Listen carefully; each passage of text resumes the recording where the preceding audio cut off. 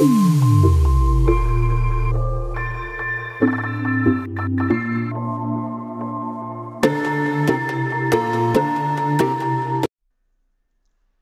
To my channel friend.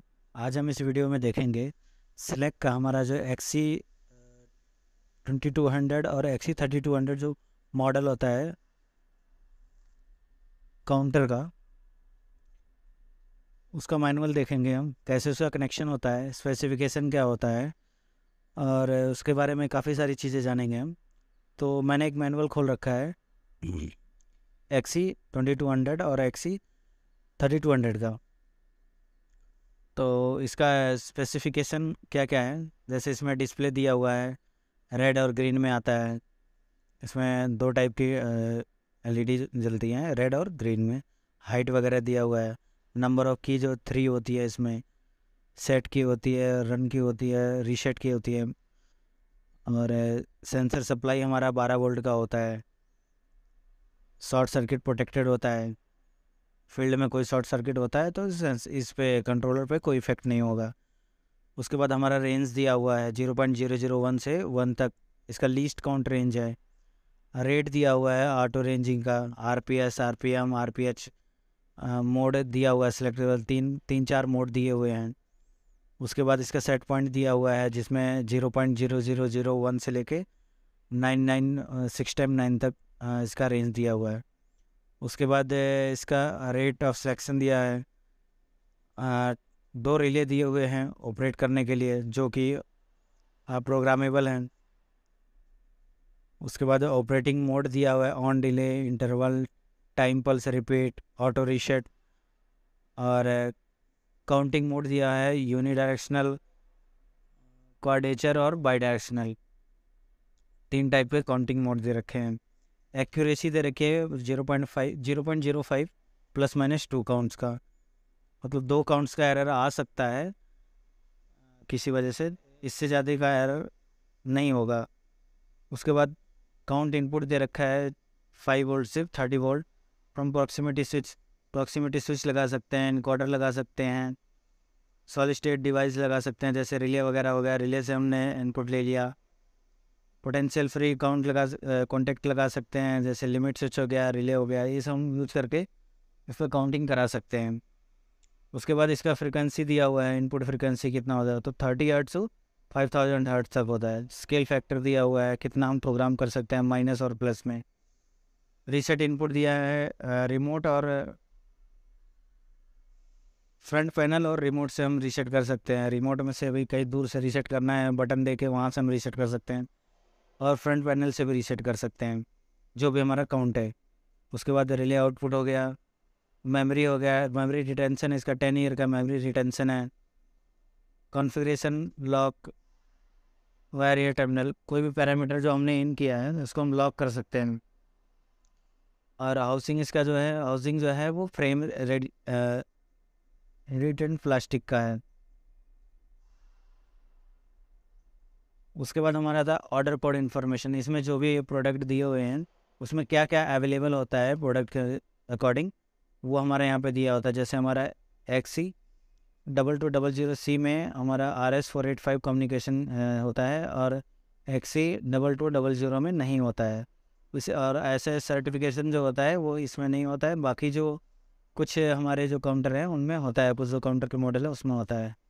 उसके बाद आ जाए तो हमारा इन्वायरमेंटल कंडीशन है, टेम्परेचर, कितने टेम्परेचर पे हमारा ये वर्क करेगा, जैसे 0 to 50 डिग्री, और स्टोरेज इसका -20 to 75 डिग्री। ह्यूमिडिटी रेंज जो है इसका 95% है। माउंटिंग जो है वो पैनल माउंटेड है। वेट जो है, वेट इसका ज़्यादा नहीं होता है, 2 to 8 ग्राम्स होता है, या फिर XC3200 जो होता है वो होता है 263 ग्राम्स। कम्युनिकेशन पोर्ट इसका जो है वो RS485 स्लेव दिया हुआ है। कम्युनिकेशन प्रोटोकॉल जो दिया हुआ है मोड बस RTU होता है। बॉड रेट, कुछ बॉड रेट यहाँ पे दिए हुए हैं जो हम कॉन्फ़िगर कर सकते हैं सॉफ्टवेयर के थ्रू, और बाय डिफ़ॉल्ट जो होता है 19200 होता है। बाय डिफ़ॉल्ट सेटिंग जो होता है इसका बॉड रेट का, पार्टी का, स्टॉप बिट का, वो दिया हुआ है। उसके बाद कुछ सेफ्टी इंस्ट्रक्शन दिए हुए हैं, उसको हम यूज करेंगे जब कनेक्शन करना होगा। लोड के अकॉर्डिंग हम कनेक्शन कैसे करते हैं, यहाँ हमारा दिया हुआ है, डायग्राम दिया हुआ है। जैसे हमारा एक काउंटर दिया हुआ है, इसको हमने फेज़ और न्यूट्रल दे दिया, और काउंटर को इन करने के लिए एक हमारा कॉमन और एनो दिया हुआ है, जिससे हम रिमोट टर्मिनल से हम कोई भी फीडबैक लेके इसको ऑन करा सकते हैं। और इसके साथ में आरसी सर्किट दिया हुआ है, स्नैपर सर्किट, जो प्रोटेक्ट करता है काउंटर को। इसके बाद इसकी फिजिकल वैल्यू दी हुई है, डायमेंशन वैल्यू जो भी होती है। उसके बाद कुछ ईएमसी गाइडलाइन, मेंटेनेंस के लिए पॉइंट्स दिए हुए हैं। उसके बाद आ जाता है हमारा टर्मिनल कनेक्शन, XC 2200 में 1 to 24 के 1 to 30 सॉरी 1 to 30 का जो टर्मिनल पॉइंट है, सभी का दिया हुआ है कौन से टर्मिनल पे क्या हमारा यूज होगा। जैसे 1 पे है NO1, कॉमन 1 और NC1, मीन्स 1 2 3 ये हमारा कॉमन और NO NC हो गया, रिले हो गया। दूसरा रिले दिया हुआ है, उसके बाद फिर लाइन दिया हुआ है, न्यूट्रल दिया हुआ है, फिर इधर ये खाली है। उसके बाद कॉन्फ़िगरेशन के लिए हम 17 और 16 को कॉमन करेंगे तो हमारा कॉन्फ़िगरेशन स्टार्ट हो जाएगा। रीसेट के लिए, रिमोट टर्मिनल रीसेट के लिए हम 18 और 19 को शॉर्ट करेंगे तो रिमोट से रीसेट हो जाएगा। हम एनो डाल के यूज कर सकते हैं। उसके बाद फ़िल्टर का ऑप्शन यहाँ पे दिया हुआ है, फिर ग्राउंड है, फिर ये इनकोडर के कुछ पॉइंट दिए हुए हैं जो हम यूज़ कर सकते हैं। और लास्ट में हमारा ये 25, 26, 27 NPN और PNP सेंसर से हम आउटपुट लेके इसको इनपुट देंगे, उसके लिए यूज़ किया गया है।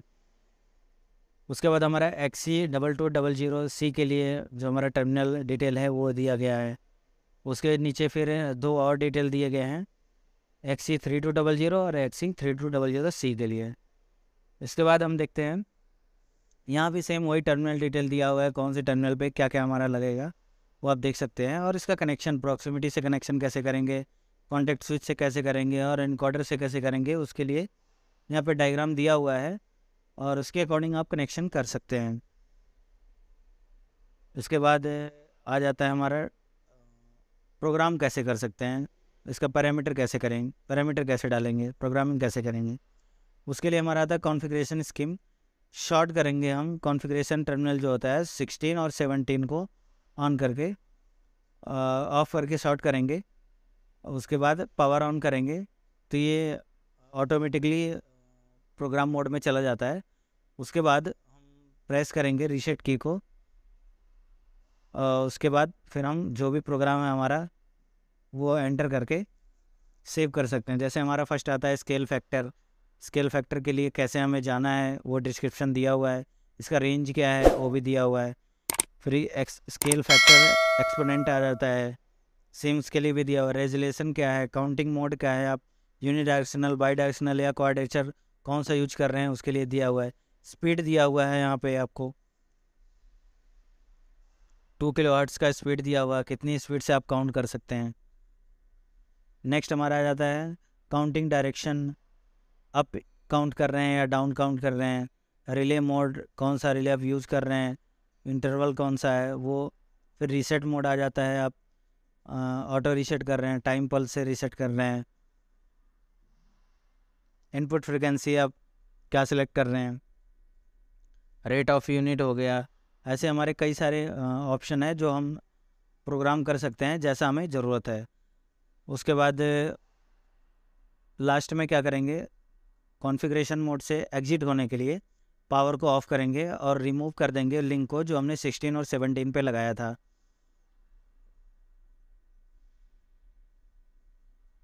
इसको रिमूव करने के बाद हम चेक कर सकते हैं अपना हमारा प्रोग्राम जो भी है वो डन हुआ है या नहीं।